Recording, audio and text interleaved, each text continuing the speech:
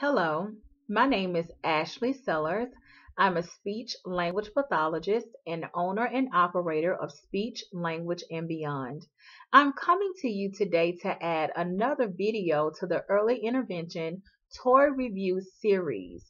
And in this series, what I've been trying to do is to show you some of the things that I use when I go and serve my clients in the early intervention population, which is birth to 3, and to really give you an inside look on how I use the toys, the language concepts that I attach to them, so that way you kind of have some idea that if you're a new clinician or you're just wanting someone wanting new ideas, how you can actually go in and use these toys with children. And today I'm kind of coming from another perspective, and I guess this is mainly focusing on SLPs that are already out there doing the work, and I guess also for parents who want to understand the process better, because what I find is that a lot of times when you go out into the home and you're telling the parent that you're coming out to work with the children on their speech and language skills, they don't understand why you have to use toys. And a lot of times I find myself having to explain to them the purpose behind it. So let me give you the number one reason. It's because children show us what they understand about the world and how they play. Because most times children are going to play house. They're going to play in the kitchen. They're going to pretend like they're cooking. They're going to dress up. They're going to pretend like they're talking on the phone. And through those things, we understand what they understand about the world, and that lets us know if they're understanding things the right way. So toys are the easiest way for us to be able to target skills that are on their level. So that's number one.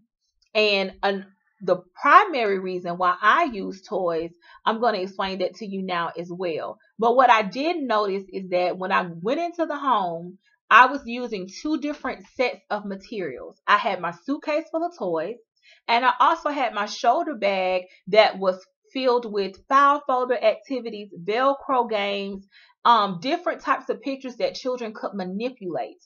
And I noticed that I would make a transition between starting off with the suitcase and eventually fading out the toys to using these types of activities. So let me give you my reason behind that. Most of the time when I use toys, and if you want to know what toys I'm referring to, go back and look at my previous videos in this series, and I will have the link for that at the bottom in the description box, so that way you can see the different toys and how I've worked with them so far. But I would use stuff such as blocks or balls or pop-up toys, toy cars, things of that nature. And what I would do is, if that toy came with some form of a manipulative that the child had to manipulate some type of way to get the toy to function right, I would put that in a separate bag, because manipulatives help us to control the structure of the session and helps us to control the responses that the children give. And the reason that I normally always start off with my toys is to teach two skills: joint attention skills and turn taking skills. Joint attention skills is that whenever you're talking with your child or you're showing them something, they should be making eye contact with you. Their eyes should be looking in the vicinity of your face or in the vicinity of your mouth. If you notice that when you're talking to your child that their head is going this way, that way, or they try to focus in on another activity, then you know that they're not hearing what you're saying, they're not processing what you're saying, they're not taking in anything that you're saying, and therefore when you're finished saying what you're saying, they're not going to know how to respond. If you gave them a command, they're not going to be able to follow it.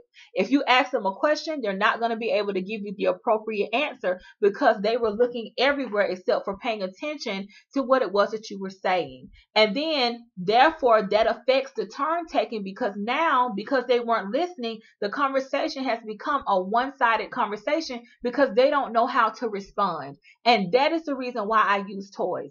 And that's the reason why I always have my manipulatives in a separate bag, and I control when the child is able to use it. So basically what I mean by that is, if we're working on a block set, I'm going to get that block, put it over to the side, or have my bag in my lap and have the box that it goes in front of the child. I take the block out, I bring it to center, and I say block. This is a block. I give them the beginning sound, b, b, b. I give them the sign. And the whole time what I'm doing is when I bring it to center, I'm making sure that their eyes is on this block that is watching my mouth. The first time that their face goes this way, then my hand that has the block in it, it follows the line of direction that they're going. I don't allow them to escape what it is I'm trying to show them because I want them to respond correctly. And then sometimes I even take my hand and put it on their chin, bring them back to center and say, block, block, watch me. Look here, because you always want them to listen. And then once I do that, the turn taking is automatically going to come in because now they know what I expect for them. So even if they don't say the word back, it's okay because the turn taking is going to come in where once I know they've listened and I've given them enough cues and prompting and named the object enough for them, I put it in their hand and then let them follow through on what it is I need for them to do. So that is my primary reason behind using toys, is to teach joint attention skills and turn taking skills. And on top of the fact, I know that I want them to be able to label the object. I want them to be able to tell me the actions that's associated with the object. I want them to be able to understand the prepositional phrase or spatial concept or descriptive concept that comes along with that object. But my main focus is getting them to understand that they have to always look and listen when someone is speaking so they know how to respond so that the turn taking in communication continues and there's no breakdown. That is the primary reason why you use toys. Once you do that, the words will come. The following directions will come, but you cannot teach articulation. You cannot teach receptive language skills, expressive language skills. You cannot teach those things if the child is not attending. So for a while, when you start off using the toys, the child may never say a word. But they may never necessarily follow through and use the toy the way they should until they get to that point that they're paying attention enough that they can understand what's going on. So after a while, I will use the toys, making sure the joint attention skills and the turn taking skills are established. Once I feel like they've done that, I may stay on the toys a little bit longer because I actually want them to say ball and block or block in, block out, roll car, push car. I will do it enough where I can start to see them using words a lot more. And once I've done that, I phase them out. The reason why I phase the toys out is because, first of all, most of the time when you get these children, they're already right at 2 years old. By 2 years, 6 months, you want them to kind of transition out from being able to use those toys to knowing how to look at pictures, knowing how to answer questions. You want to set them up for that transition that once they turn 3 years old, if they were to go to a pre-K special ed classroom or to a daycare setting or something of that nature, you want them to know how to do different tabletop activities or how to manipulate pictures and things of that nature. That's also important. And you want to teach them how to translate the physical skill of using a toy to being able to use that on something such as paper or through pictures, because that's mainly what they're going to use once they, start school or whatever. So after that, and then also after you use the toys for so long and you keep using the same words and making the same sounds and manipulating the toys the right way, the child is no longer learning anything because they've already know what to expect. When you use the toy, they already know the words you're going to say, how you're going to get them to use it. And at that point, they just plateau. They're not learning. They're maintaining what you taught them, but they're not taking it past the point of just using the toy. Okay. And that's when I transition over to the different file folder activities and Velcro games that I keep inside my bag. So I just kind of want to show you a couple of those. This is one, and that I have. It says things you can eat, and it's a cute little file folder activity, and it kind of starts to teach categories. So you see the section where it says eat and then don't eat. And that's a good way to get them to start naming the pictures and being able to understand what are some things we can eat and things that we can't eat. And most of the words that we have here, some of them are age appropriate sounds, but it's still a good way for them to learn the names of the objects, and to start making simple categories. That's one thing. Another type of file folder activity that I have, this one is function. So it has, and this is a good way to teach two-word phrases. If they're already naming things, if you want them to start working on putting two-word phrases together or three-word phrases together so they can start making sentences, this is a good type of activity. So if you look here, you have, some of these are in the wrong order, but let me take some of them out and show you. Mainly, I always take the noun out and keep the verb where it is. And I don't want people, and another reason why I'm showing you this as well is because some people think that you just have to use the toys with the kids, that they're not mature enough to do these types of activities, but these kids, they really are. And I'm like, most of the time when you start with these, the child is always going to be on the imitative level, and that's fine. You want them to imitate the two-word phrases until they can get to doing it on their own. So, for example, this one says sleep in a bed. And mainly, these are the pictures that we have. And I always review the pictures first, get them to look and name it with me. Scissors, blocks, bed, and chair.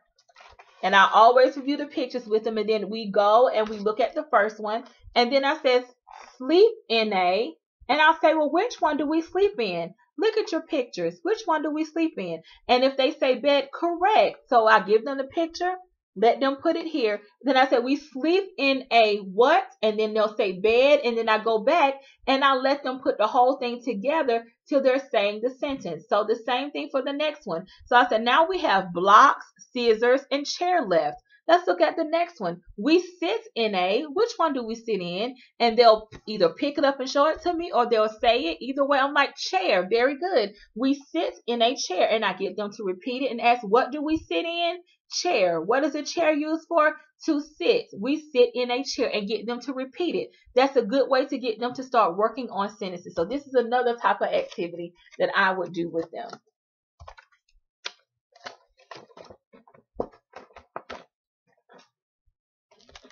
Another one that I have, I'll show you one more. And I will leave the names of these activities in the description box, because these were not any that I created myself. It's ones that I found on different websites. Another one, and I just love these, and this is a good one to teach them. First of all, prepositions, how to identify them, and then learning how to use a prepositional phrase in a sentence. So on this one, it says that it shows that the bear is on the chair. So I always start off by saying, where is the bear? And give them a minute to respond. And I say, on the chair. And I'll say, where is the bear? And they say, on the chair. And I keep doing that until I get them to repeat it. And if you notice at the bottom here, it shows different animals that are on different objects that are on something. So sometimes, depending on if I feel like they really understand what on is, I have other ones such as this one where it shows back. And so I may take the picture of the cat. One cat is behind something, one cat is on something. And I'll say, well, show me the cat that's on the ball. And then I'll also still hold up this picture here because this shows on. And I'll say, which picture looks like the bear that's on the chair? Find the cat that's on the ball. And then depending on what they choose, either I'll confirm that they're correct or I'll tell them that it's not correct. And let's just say they chose the one that was behind. I would go over here and say, does that cat look like how the bear looks on the chair? And I'll say no, because that cat is behind the chair. We want the cat that is on the chair, and that works. And so once they've identified it, then I let them go ahead and take it down to the bottom. And then I'll say, where is the cat? And they should say, on the ball. And where's the bear? On the chair. And we keep going until we do each one.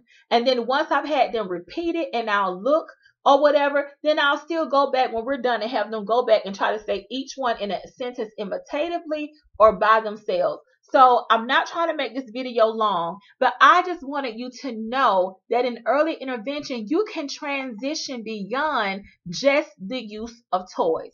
because children get to the point that once they're paying attention and they have the joint attention skill established, they understand turn taking, they are starting to attach language to the toys, then you can transition those toys out to real life things that they will actually be using within a classroom setting to take their language skills to the next phase, because they have to learn how to think of things.